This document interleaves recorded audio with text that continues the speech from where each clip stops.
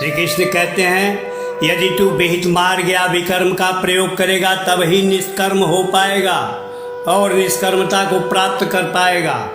निष्काम भाव से कर्म करने से निष्कर्मता की स्थिति प्राप्त होती है। यह निष्कर्मता ही बंधन मुक्ति का कारण बनता है।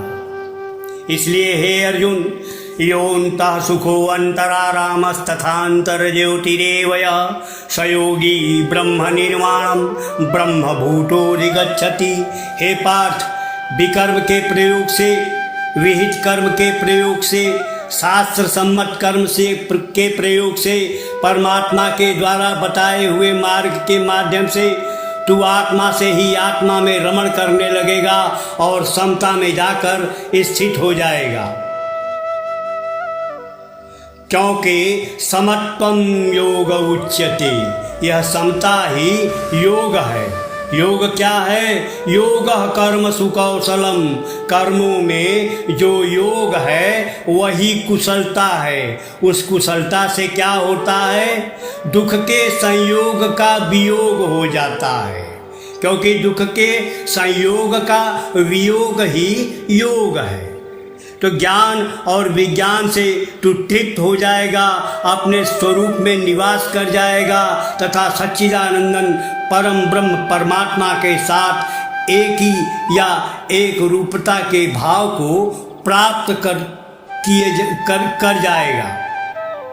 और यह एकता को प्राप्त किए जाने वाले लोकांतर की यात्राएं करता हुआ सांख्य योगी की तरह शांत ब्रह्म को तू प्राप्त हो जाएगा। इसलिए अर्जुन, तू क्या कर? मय्येव मनाधस्त्व मयि बुद्धिम निवेशय निवसिष्यसि मय्येव अत ऊर्ध्वं न संशय। हे पार्थ, संसार और मुझको प्राप्त कर ब्रह्म सत्य कर्म करने के लिए तुम मेरे मन वाला हो जा, मुझ में ही अपनी बुद्धि को निवेशित कर दे, सब कुछ मेरे लिए ही अर्पित कर दे, ज्ञान को भी और ध्यान को भी मेरे लिए लगा, जिससे तुम मेरी ज्ञान प्राप्ति का और कृपा प्राप्ति का पात्र बन जाएगा। संपूर्ण भौतिक जगत का कर्म न होकर प्रारब्ध स्वरूप क्रिया मात्र है, जो साधन का प्रबंध मात्र करता है। कर्म तो एकमात्र भजन है जिसके द्वारा ध्यान और चेतना तथा प्राणायाम रूप यज्ञ के द्वारा संचालित किया जाता है। निसंदेह तू तो बस मेरा ध्यान कर, जिससे मैं तेरे इस प्रारब्ध स्वरूप साधनों में यथा संभव फेर बदल करके तेरे योग क्षेम को तुझे प्राप्त कराते हुए अंततः तुझे योग क्षेम से निवृत्त कर गुणातीत कर दूंगा।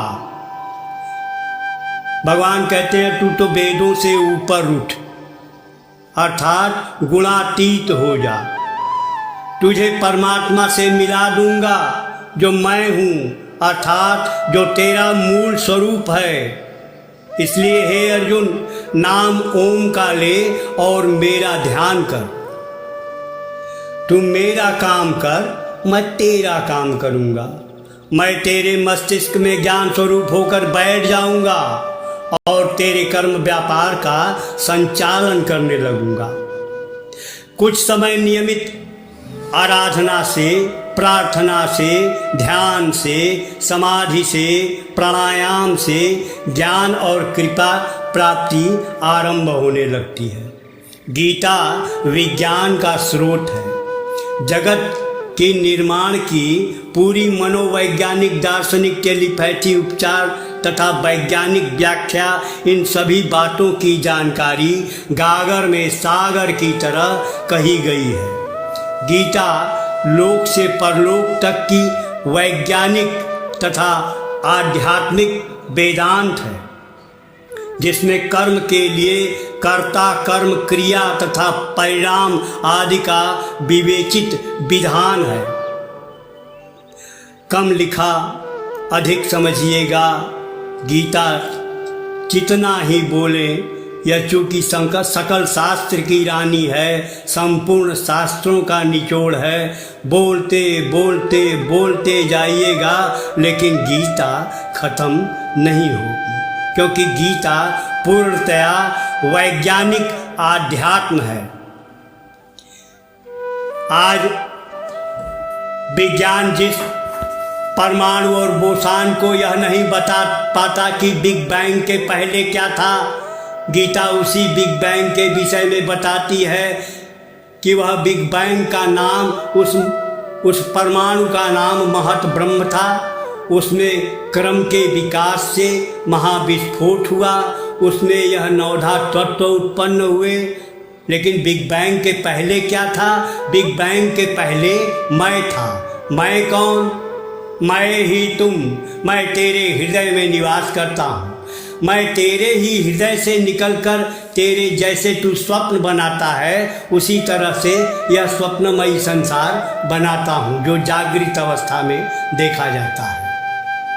तो इस तरह से गीता एक विशाल ग्रंथ है, जिसमें जितना जाइएगा, जितना खोजिएगा, उतना ही पाइएगा। बोलिए जय श्री कृष्ण भगवान।